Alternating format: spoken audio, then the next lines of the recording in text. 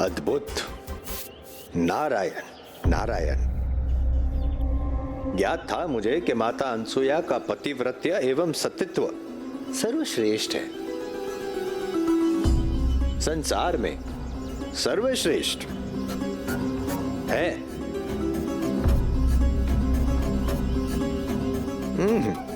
ये लोग चने थे, अब कोमल चने हैं। अति स्वादिष्ट, अति उत्तम, आनंददायक।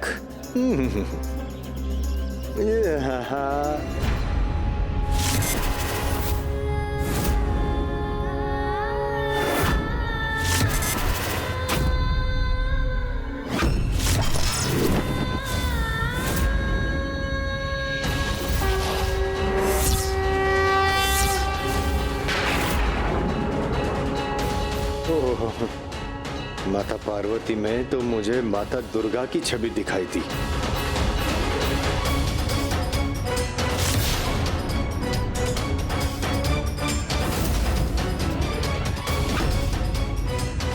नारायण नारायण, इतना प्रसन्न होने की क्या आवश्यकता थी मुझे।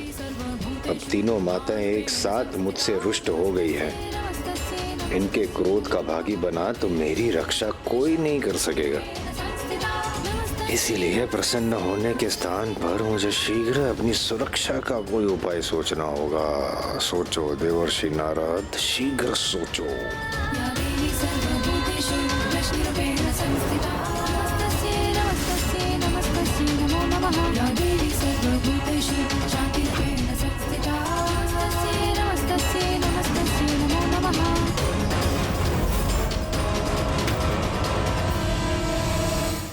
क्षमा क्षमा माते, क्षमा माता। मैं अबोध बालक हूँ, अज्ञानी बालक हूँ, आपका प्रिय बालक हूँ। कदाचित इसीलिए माता अनसुया के पतिव्रत धर्म की महिमा और तपोबल से मैं प्रभावित हो गया। क्षमा कीजिए और कृपा एक कार्य कीजिए। आप स्वयं ही माता अनसुया के पतिव्रता धर्म की परीक्षा ले लीजिए।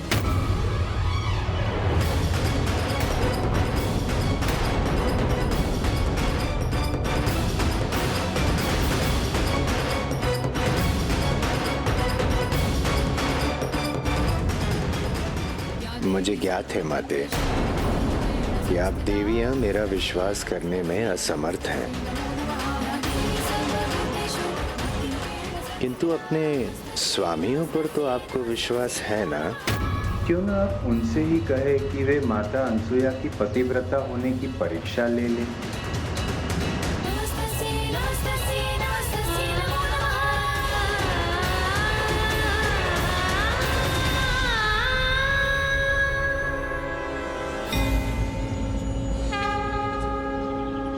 उचित उपाय सूझ गया है मुझे। तो लंकेश अनुसुया माता की परीक्षा लेने के लिए सत्य में तत्पर थीं?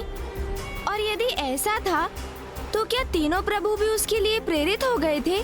गौरी पुत्र, यदि त्रिदेवी कुछ करने की ठान लें तो त्रिदेव उसे कैसे अस्वीकार कर सकते हैं?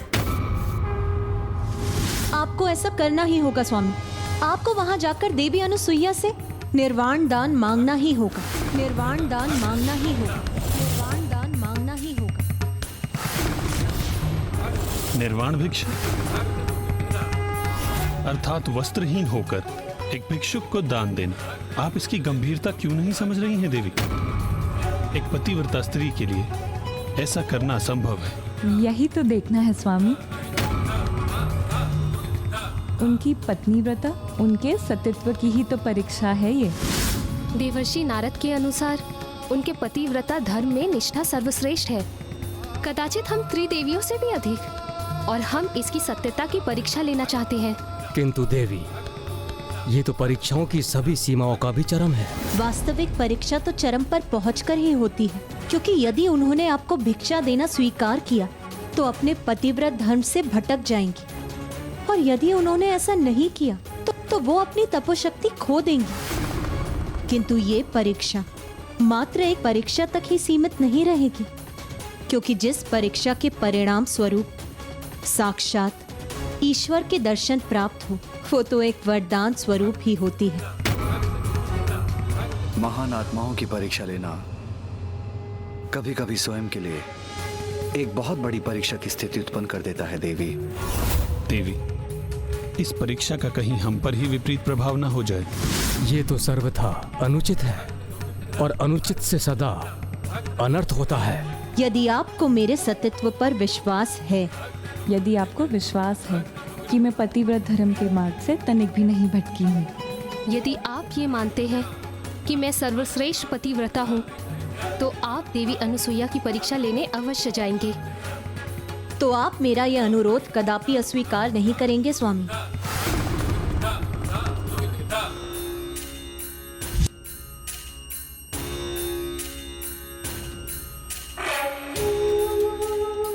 देवी, मेरी दृष्टि में आप सदैव सर्वश्रेष्ठ थी और सदा सर्वश्रेष्ठ ही रहेंगी आप। आपकी श्रेष्ठता पर मुझे तनिक भी संदेह नहीं है देवी, इसलिए आपका यह निवेदन मैं अवश्य स्वीकार करूंगा।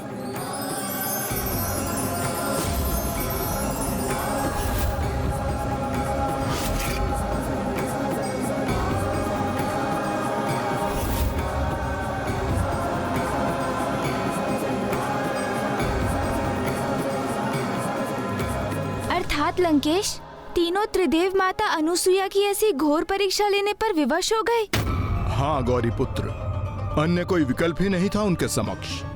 शीघ्र ही उन्हें देवी अनुसुईया की परीक्षा लेने के लिए प्रस्थान करना था। इस परीक्षा के अत्यंत प्रभावी परिणाम तो होने ही वाले थे, और साथ में त्रिदेवियां भी देवी अनुसुईया के समक्ष असहाय अवस्था में प्रकट होने वाली थीं।